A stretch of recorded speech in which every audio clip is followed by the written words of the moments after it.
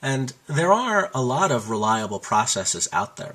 Perception is one. If you see it with your own eyes, that's a pretty good, reliable process most of the time. That is, for most of us with normally functioning or properly functioning eyes.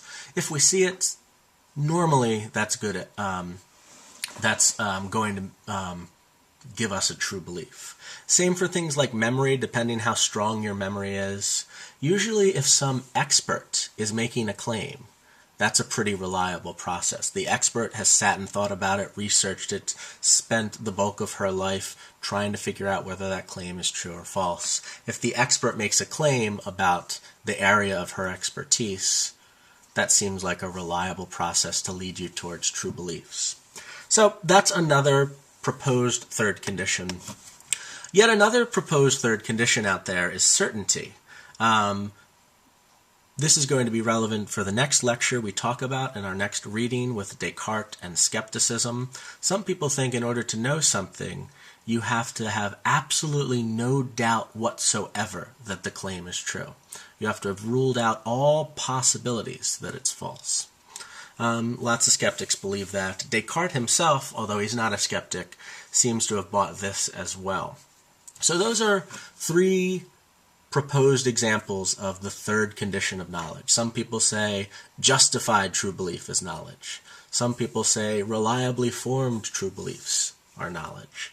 Others say certain, absolutely certain true beliefs count as knowledge. And here's where philosophers start to disagree with each other and take issue with each other. Let's move on to our final question of this lecture. Why do we even care about knowledge in the first place? And in particular, let's try to draw this distinction between knowledge and mere true belief that Plato was discussing and ask, is knowledge actually more important than true belief? In Plato's Meno, the other side of that handout, he keeps referring to mere true belief as right opinion, right being correct, opinion being you hold that belief. So that true belief and right opinion mean basically the same thing. And what we're asking about in this section is, what is the value of knowledge? Why do we care about knowledge in the first place?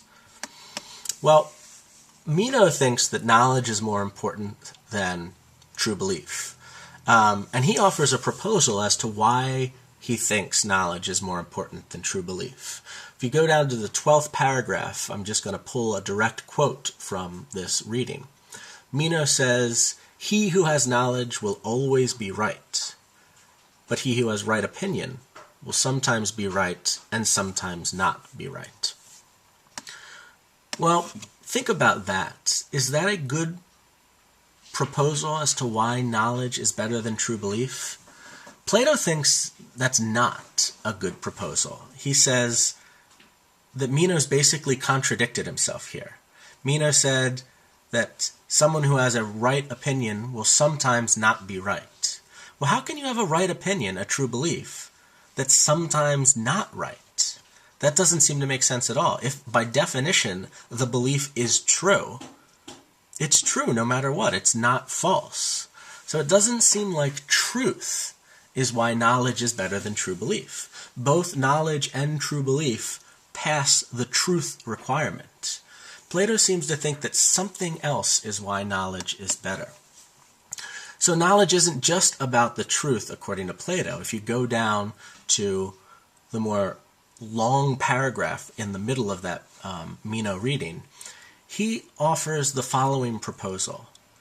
Plato thinks that it's about having your belief being properly fastened to the truth.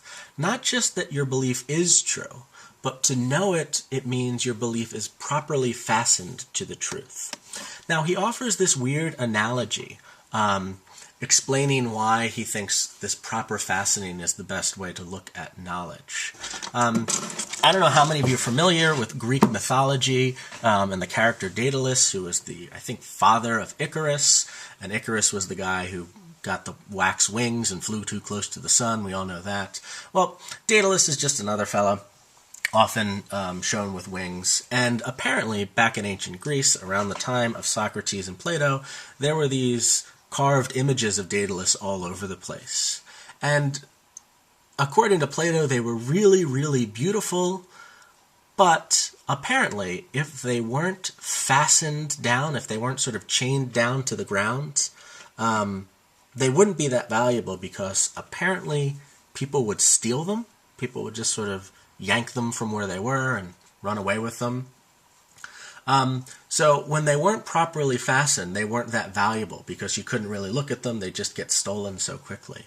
But when they were fastened down to the ground, they were definitely valuable. They were very beautiful. They were great to look at.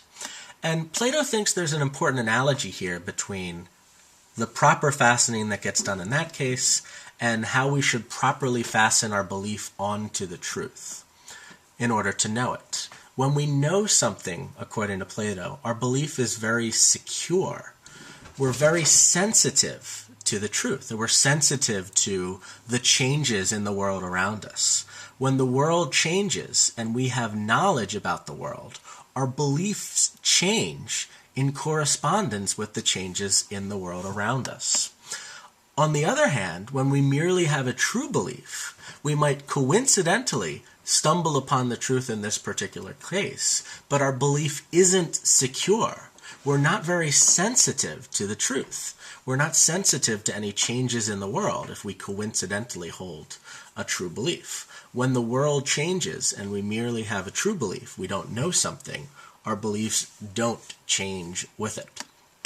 So here is just a silly example of this difference between knowledge and true belief, and this notion of proper fastening that Plato talks about. Here's a silly example. Andy Griffith is alive is the claim that I'm going to say I know. This is true as of March 18th, 2010. So let's first look at the knowledge case. I happened to check this last night. Andy Griffith is alive. There are no news reports out there that say he passed away. Wikipedia has him as still alive, so on and so forth. And because I did this check, I think I have knowledge that Andy Griffith is alive. That is, if he wasn't alive, when I went and checked to see whether he was alive, I would have found that out. Because my belief is sensitive to the truth, I went out and did some research and looked into the world around me. That belief counts as knowledge, not merely true belief. Compare that, on the other hand, to somebody who has a mere true belief that Andy Griffith is alive. Somebody just came up to me and I asked, "Hey, you think Andy Griffith's alive?" And that person said, yeah. And they were just making a lucky guess. That would be a coincidentally true belief. That is, if that person, if Andy Griffith actually weren't alive, if the world were different, that person would incorrectly still believe that Andy Griffith is alive. When somebody just puts out a guess like that, their beliefs aren't sensitive to the world, and they might not reflect the important changes in the world when changes relevant to that belief wind up happening. All right, so that is the general idea about what knowledge is and why Plato thinks knowledge is important.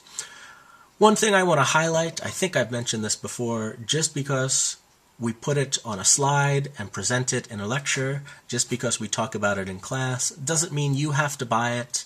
I want you to now think and consider for yourself whether you think this is a good account of the value of knowledge, whether you think knowledge and true belief are two separate things, that knowledge is something different. I want you to try to figure out for yourself what you think a good, successful definition of knowledge is. And one last thing, we have a reading response based off of this lecture and based off of our Plato reading. You can go to the assignment page of the website to find that. I believe it is due next Thursday at the end of class, or at the beginning of class next Thursday. So, all right, have a good one.